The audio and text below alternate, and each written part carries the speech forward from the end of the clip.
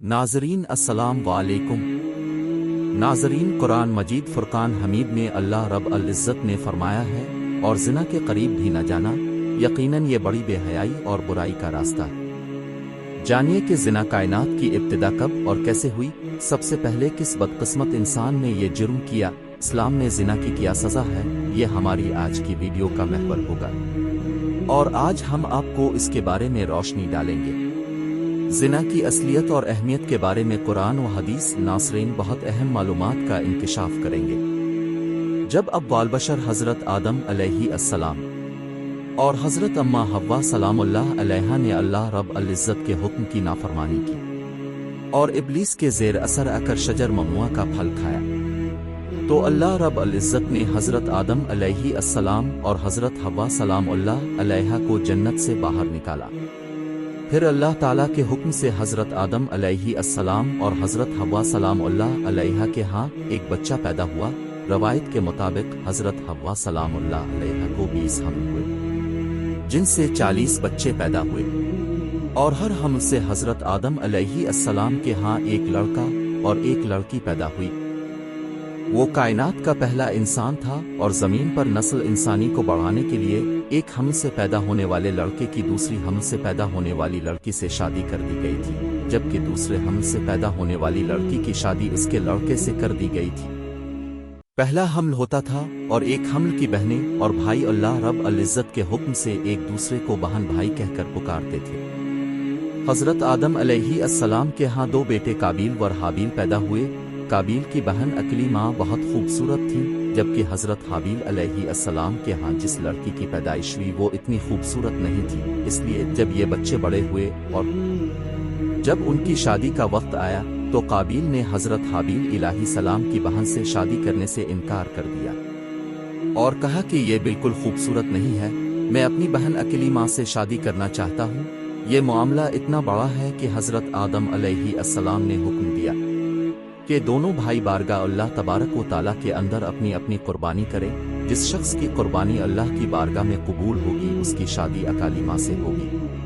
काबील खेती बाड़ी करने की सलाहियत रखते थे, जबकि हज़रत हाबील अलैहिस्सलाम बकरियां चुराते थे। तो हज़रत हाबील अलैहिस्सलाम बारगाह रब अल इज़्ज़त के अंदर बकरे का एक खूबसूरत बच्चा पेश किया गया, जबकि काबील ने गंदुम का एक गट्ठा उठाकर अल्लाह रब अल इज़्ज़त की बारगाह में पेश किया।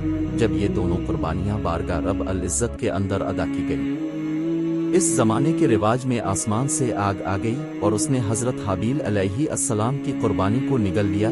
यानी साबित हुआ कि हज़रत हाबील अलैहिस्सलाम की कुर्बानी अल्लाह ताला ने कबूल फरमाई, जिस पर काबील ने कहा कि यकीनन मेरी वालिद हज़रत आदम अलैहिस्सलाम ने हाबील के लिए दुआ की, जिस वजह से आपकी कुर्बानी कबूल हुई।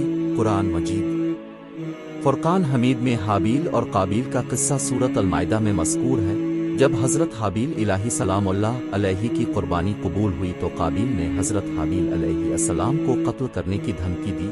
रवायत के मुताबिक हज़रत हाबील अलैहिस्सलाम ज़्यादा ताकतवर थे, लेकिन अल्लाह के खौफ से इसने कहा कि अगर तुम मुझे कत्ल करने के लिए हाथ उठाओगे तो मैं तुम्हें कत्ल करने के लिए हाथ नहीं उठाऊंगा, क्योंकि मुझे अल्लाह रब अल इज़्ज़त की इज़्ज़त का खौफ है। अगर तुम इस हद तक पहुंच गए कि अगर तुम मुझे मार डालो तो तुम अपने गुनाहों का कफारा बन जाओगे, इसके साथ मेरे कर्जों का बोझ भी आपके कंधों पर होगा। गुस्से में आकर काबील ने हज़रत हाबील अलैहिस्सलाम के सर पर पत्थर मारा, जिससे आपका इंतकाल हो गया, और ये ज़मीन पर पहला कत्ल था जब काबील ने हज़रत हाबील सलामुल्लाह अलैहि को कत्ल कर दिया था। इसे इस बात की फिक्र नहीं थी कि उनकी मैयत को किस तरह ठिकाने लगाया जाए। उसने हज़रत हाबील सलामुल्लाह अलैहा की मैयत को अपने कंधों पर उठा लिया और कई दिनों तक उधर उधर घूमता रहा।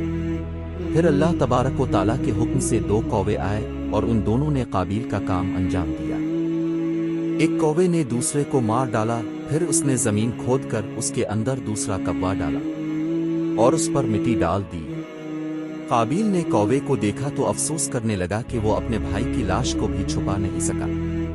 फिर आपने भी ऐसा ही किया और हज़रत हाबील अलैहिस्सलाम को ज़मीन के नीचे दफन कर दिया। जब हज़रत हाबील अलैहिस्सलाम को दफन किया गया, तो काबील अपनी बहन अकली माँ के साथ शैतान के कहने पर यमन की तरफ भागे, क्योंकि शैतान हमेशा उनके करीब रहता था। और उसे डराता रहा कि इसका बाप उसे मार देगा। इसलिए वो अपनी बहन के साथ दूर दराज की वादियों में भाग गया, जहां इसे सुकून मिला, और अपने वालिद के मजहबी हुकूक को छोड़कर आतिश की पूजा करने लगा और फिर बुतों की पूजा करने लगा। उसने दुनिया में क़त्ल गारत गिरी, नफरत, तशद्दुद पैदा किया, आतिश की इबादत की। बुतों की बुनियाद काबिल ने रखी थी और वो जिना का इर्तिकाब करने वाला दुनिया का पहला शख्स था। इसने अपनी बहन अकेली माँ के साथ भी जिना किया था। हजरत आदम अलैहिस्सलाम को अपने बेटे हाबील के कत्ल का बहुत दुख हुआ। हजरत आदम अलैहिस्सलाम 40 साल तक अब की याद में रोते रहे, यहाँ तक कि अल्लाह ताला ने आपको हाबील के एवज अजीम नेमत अता फरमाई। हजरत आदम अलैहिस्सलाम और हजरत हव्वा सलामुल्लाह अलैहा ने एक मुत्तकी और रहम दिल इंसान पैदा किया। उन्होंने अपने बेटे का नाम शीश रखा, जो अल्लाह की अतिया पर ईमान रखता था। अपनी बहन अकाली माँ से शादी की, यानी जिना का इर्तिकाब किया, जिसके बाद जिना शुरू हो गया। इस्लाम में जिना को बहुत बड़ा जुर्म समझा जाता है और इस्लाम ने ऐसा करने वालों को दुनिया में सजा भी दी है। जिना के बारे में सख्ती अल्लाह रब अल इज़्ज़त ने कुरान मजीद फुरकान हमीद में जिक्र किया है कि अल्लाह की शरीयत के मुताबिक सजा मर्द और औरत दोनों को देना चाहिए और उन्हें 100 कोड़े मारे जाने चाहिए। नाजरीन, जिना की शरई सजा ये है कि अगर कोई बालिग शादीशुदा मर्द औरत जिना करे तो उसे सजा दी जाए, यानी इसे संसार करके कत्ल कर दिया जाए। उम्मीद है कि आपको हमारी वीडियो पसंद आई होगी। बहुत जल्द एक नई वीडियो के साथ मिलते हैं। अल्लाह रब अल इज़्ज़त आपका हामी और नासिर हो।